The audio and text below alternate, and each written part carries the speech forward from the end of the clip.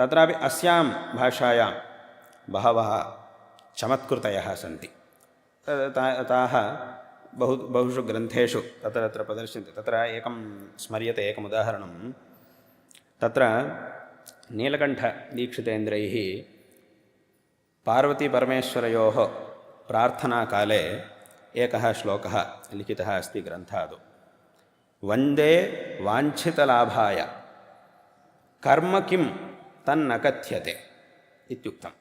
प्रथमतः वाञ्छितलाभार्थं वन्दे इत्युक्तं।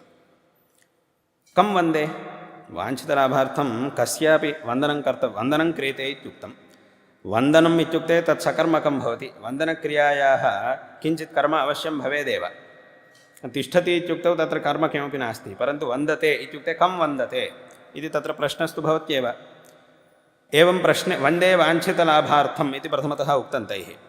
तर्हि केनचित् पृष्टं कं वन्दे, कं वन्दते भवान् इति पृष्टं।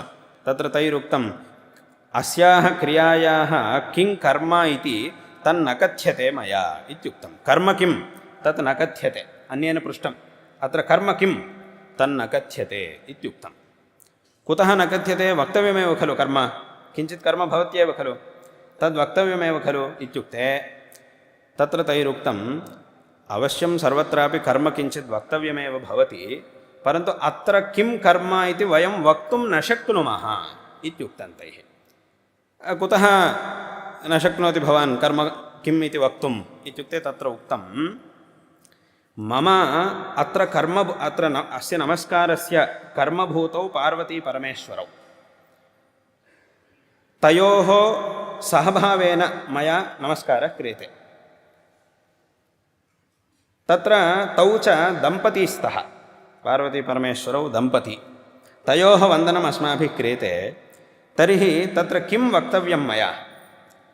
तत्र पार्वतीपरमेश्वररूपदम्पतिं वन्दे इति मया वक्तव्यं वा, दम्पती वन्दे इति मया वक्तव्यं वा? किमपि वक्तुं न शक्यते इति। कुतः वक्तुं न शक्यते? तत्र दम्पतिशब्दः नित्यद्विवचनान्तः भवति। अत्र दम्पती इत्युच्यताम् इत्युक्ते दम्पती इत्युक्तौ तत्र अयं क्लेशः अस्ति। तत्र द्वित्वमेव नास्ति वस्तुतः, पार्वतीपरमेश्वरयोः ऐक्यमेव। तत्र यदा द्वौ स्तः तदानीम् अस्माभिः द्विवचनं प्रयोक्तव्यमस्ति। तत्र पार्वतीपरमेश्वरयोस्तु भेदः नास्ति। तत्र द्वौ, अयं परमेश्वरः इयं पार्वती इति विभागेन तत्र ग्रहणं नास्ति। ता उभावपि यथा कविना उक्ते वागर्थाविव सम्पृक्तौ, ता उभावपि।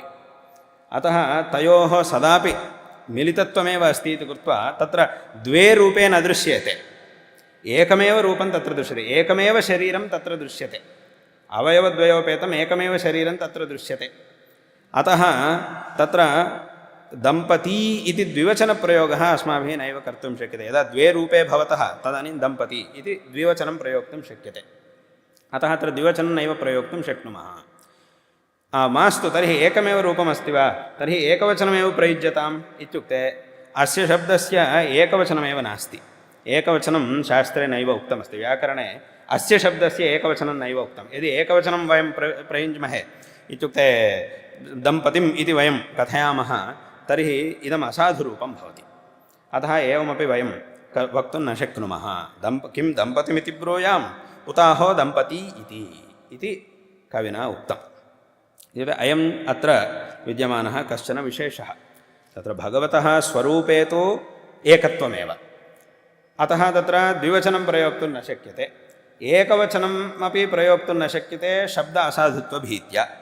अतः तत्र अकथनमेव वरं, कर्मणः अकथनमेव वरम् इति कृत्वा मनसि किं कर्म, मम वन्दनक्रियायाः किं कर्म अस्ति इति मनस्यैव स्मृत्वा अत्र उच्यते कर्म किं तन्न कथ्यते। न कथ्यते इत्युक्ते शब्देन न कथ्यते। मम मनसि तु कर्म अस्त्येव, किञ्चित् कर्म मनसि निधायैव अहं वन्दे इत्युक्तवान्।